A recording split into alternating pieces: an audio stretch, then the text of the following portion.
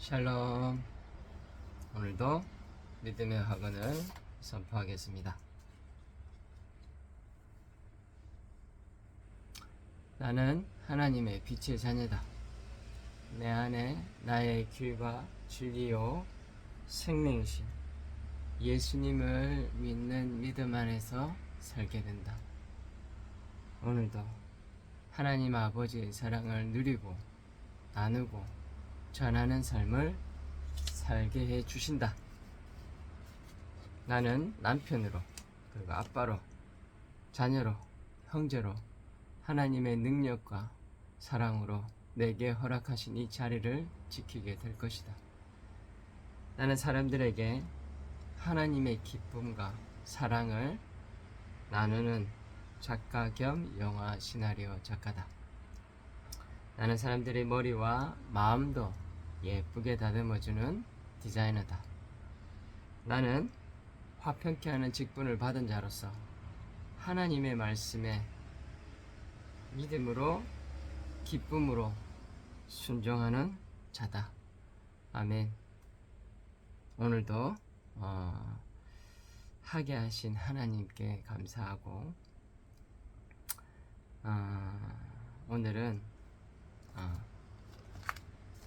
7월 24일 목요일 125일 차입니다. 오늘 말씀은 민수기 13장과 14장 말씀인데 참 읽으면서 고구마 10개 먹은 기분이네요. 답답합니다. 답답해.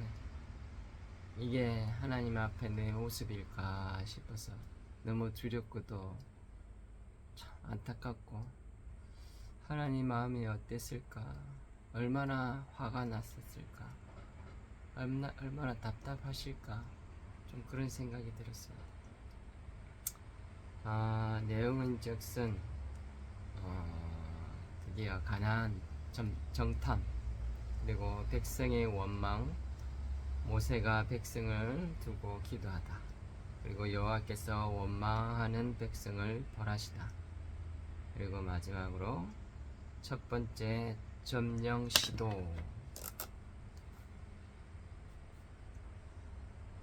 점령 시도.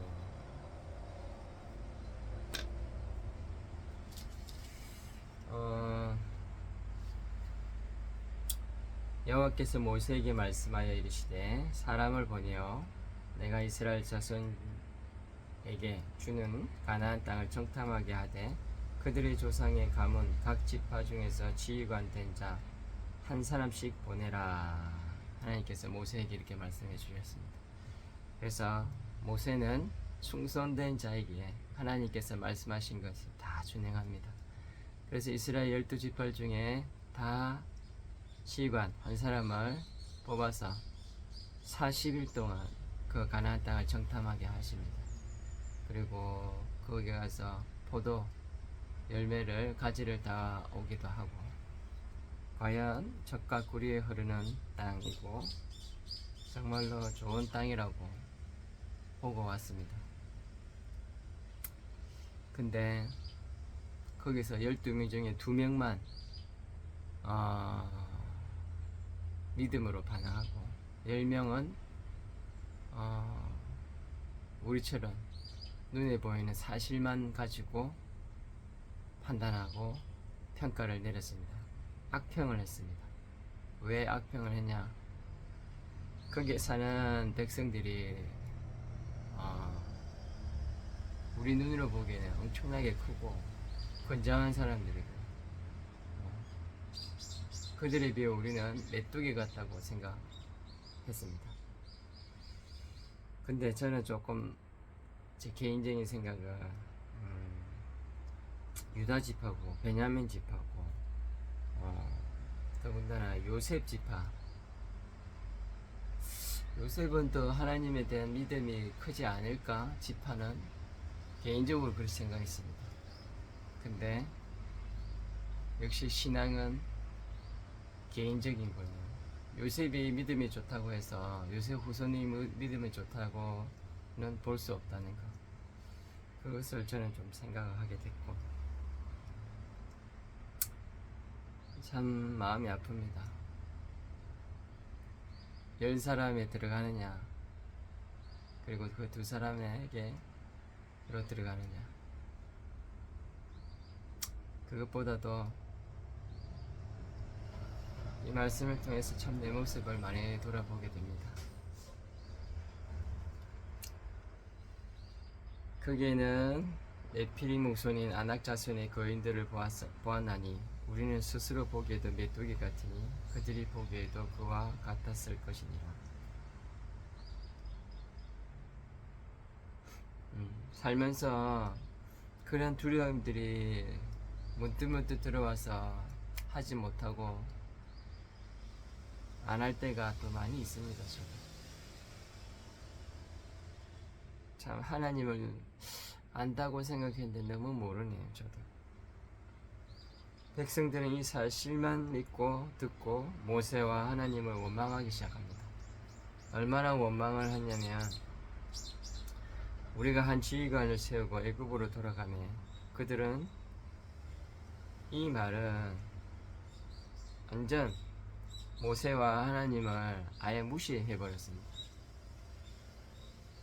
무시를 넘어서 진짜 원망이죠.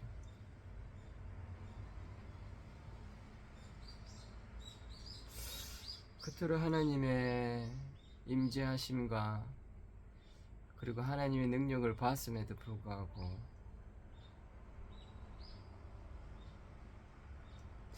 어떻게 저렇게 하나님을 모를 수가 있지? 근데 나도 그와 같은 사람임을 고백합니다. 인정하고. 그래서 예수 그리스도의 생명이 아니고서는, 예수 그리스도의 사랑과 예수 그리스도의 순종이 아니고서는 그 어느 인간도 그렇게 할 수가 없어요.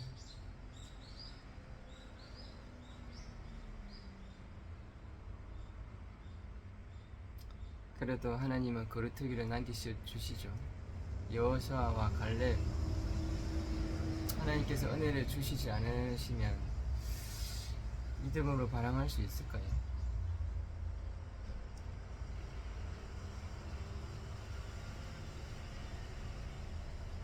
그들에게 이르기를 여호와의 말씀에 내 삶을 두고 맹세하노라. 너희 말이 내 귀에 들린 대로 내가 너에게 행하리니. 하나님이 정말로 화가 나셨습니다.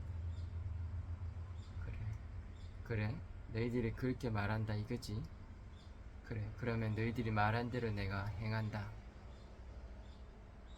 엄청나게 무서운 말이죠. 저도 자식들한테 그런 말을 할 때가 있습니다. 근데 그게 참 하나님 보시기에 얼마나 답답해서 그러셨을까 싶습니다. 그래야 하나님은 이스라엘 백성을 40년의 세월을 광야에 돌게 하십니다. 하루 이틀 만에 갈 수 있는 길을 40년 동안 다시 돌게 하셔서 1세대 이스라엘 백성들은 다 죽게 만듭니다. 여호수아와 갈렙만 빼고.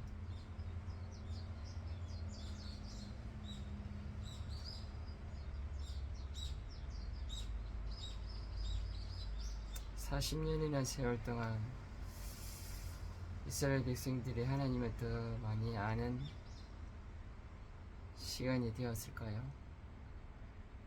그랬으면 더 좋겠네요. 40년간이라도 돌아도.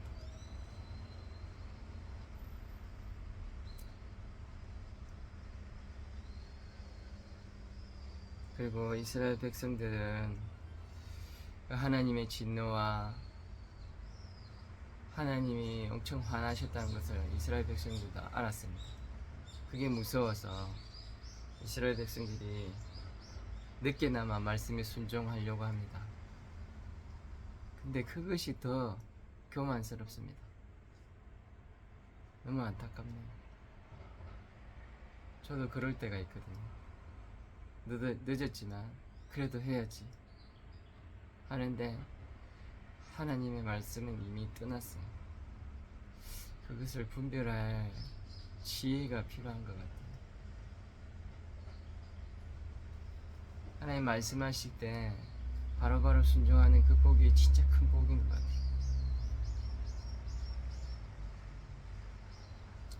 그럼에도 불구하고 점령을 시도해 패하고 맙니다.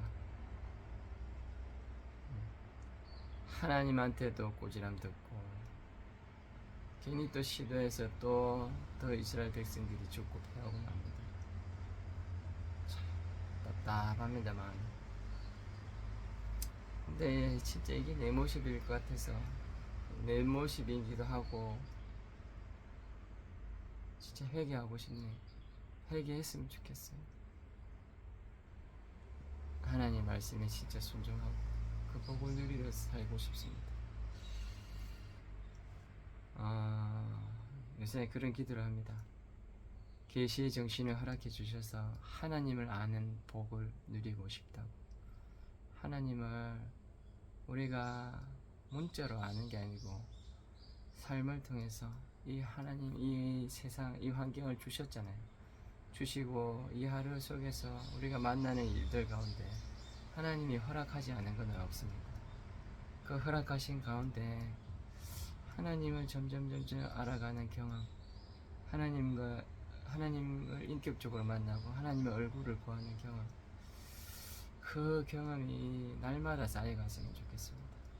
저야 여러분이 그 하나님을 만나고 그 하나님 아들 예수 그리스도로 말미암아 우리 안에 살아계신 예수 그리스도와 진짜 친밀한 교제케 하시는 성령님이 지금 오셨잖아요. 그 성령님을 통해서 예수 그리스도와 친밀한 교제를 이루게 하십니다. 우리 성령님께서 인도하시는 대로 민감하게 반응할 수 있는, 그리고 말씀을 늘 묵상하고 그 말씀 안에서 주시는 메시지들을 하나님께 기도하면서 물어보는 지혜가 있었으면 좋겠습니다. 오늘도 저와 여러분 주 안에서 사랑하고 하자.